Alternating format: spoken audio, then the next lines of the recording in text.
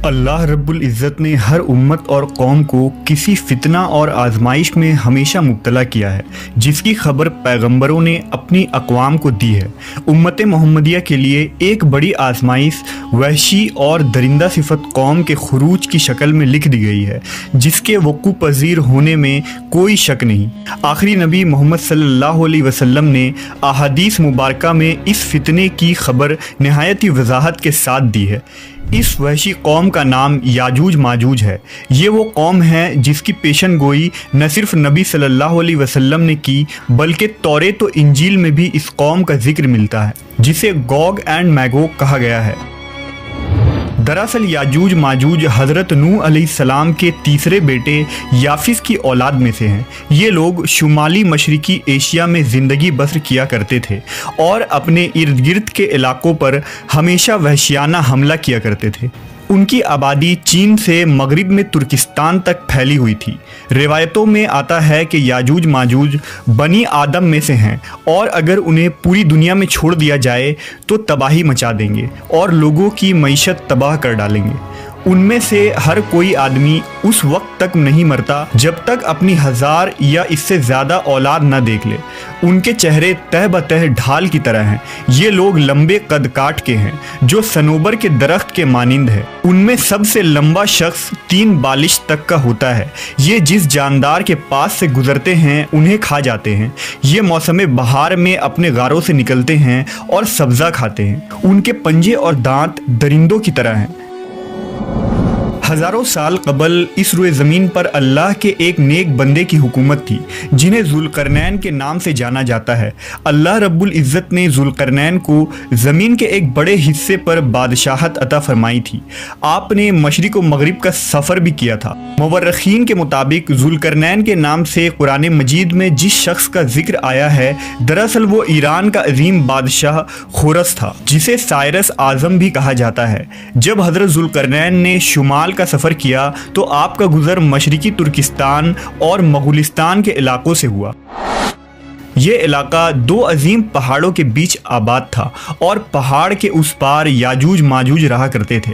ان لوگوں نے ذوالقرنین سے یاجوج ماجوج کے فتنے کی شکایت کی اور کہا کہ یہ قوم بار بار ان علاقوں میں حملہ کر کے فساد پھیلاتے ہیں۔ لہٰذا حضرت ذوالقرنین نے اس سرکش قوم کی یلغار سے حفاظت کے خاطر ان پہاڑوں کے درمیان ایک مضبوط دیوار تعمیر کروائی، جو لوہے اور پگھلے ہوئے تانبے سے بنائی گئی تھی۔ تعمیر مکمل ہونے کے بعد آپ نے اللہ کا شکر ادا کیا اور لوگوں کو آگاہ کیا کہ یہ دیوار وقتی طور پر اس قوم سے حفاظت کرے گی، لیکن ہر چیز فنا ہو کر رہتی ہے، لہٰذا ایک دن یہ دیوار بھی ٹوٹ جائے گی اور یاجوج ماجوج ان علاقوں سے نکل کر تمام زمین پر پھیل جائیں گے۔ جیسا کہ اللہ نے قرآن مجید میں ارشاد فرمایا، یہاں تک کہ جب یاجوج ماجوج کھول دیے جائیں گے اور وہ ہر بلندی سے دوڑتے ہوئے آئیں گے اور سچا وعدہ قریب آ لگے گا۔ حضرت ابو ہریرہ سے روایت ہے کہ رسول اللہ صلی اللہ علیہ وسلم نے فرمایا، پھر وہ دیوار توڑ کر لوگوں پر نکل آئیں گے، سارا پانی پی جائیں گے، لوگ قلعہ بند ہو جائیں گے، وہ ہر ٹیلے سے بھاگتے ہوئے آئیں گے، ان کے اگلے افراد بحر تبریہ سے گزریں گے تو اس کا سارا پانی پی جائیں گے، اور ان کے آخری افراد وہاں سے گزریں گے تو کہیں گے کہ کبھی یہاں پانی ہوا کرتا تھا، اور حضرت عیسیٰ علیہ السلام اور ان کے ساتھی محصور ہو جائیں گے، یہاں تک کہ بیل کا سر تمہارے موجود 100 دیناروں سے بھی زیادہ قیمتی ہوگا۔ وہ اپنے تیر آسمان کی طرف پھینکیں گے، جنہیں اللہ خون لگا کر نیچے پھینکے گا، تو وہ کہیں گے ہم نے آسمان والوں پر بھی غلبہ پا لیا ہے، جس طرح ہم اہل زمین پر غالب ہیں۔ ایک روایت میں ہے کہ بے شک یاجوج ماجوج روزانہ دیوار توڑتے رہتے ہیں۔ جب وہ مکمل ٹوٹنے کے قریب ہوتی ہے تو انہیں سورج کی شعاعیں نظر آتی ہیں۔ اتنے میں ان کا بڑا کہتا ہے، چلو باقی کل توڑیں گے، تو اگلے دن اللہ اس دیوار کو پہلے سے بھی مضبوط بنا دیتا ہے۔ جب ان کی قید کی مدت ختم ہو جائے گی اور اللہ انہیں لوگوں کے سامنے ظاہر کرنا چاہے گا، تو اس دن جب وہ سورج کی شعاعیں دیکھیں گے تو ان کا بڑا کہے گا، چلو انشاءاللہ باقی کل توڑیں گے۔ جب وہ اگلے دن آئیں گے تو انشاءاللہ کہنے کی برکت سے دیوار اتنی ہی ہوگی جتنی چھوڑ کر گئے تھے۔ یوں وہ باقی دیوار توڑ کر باہر آ جائیں گے۔ دیوار توڑ توڑنے کے بعد یہ زمین میں خوب قتل و غارت گری کریں گے۔ یہ سب قیامت کے قریب ہوگا۔ حضرت عیسیٰ علیہ السلام ان کے لیے ہلاکت کی دعا فرمائیں گے تو اللہ ان کی گردنوں میں کیڑے پیدا فرمائے گا جس سے یہ فوراً مر جائیں گے۔ پوری زمین پر ان کی لاشوں کی بدبو پھیل جائے گی۔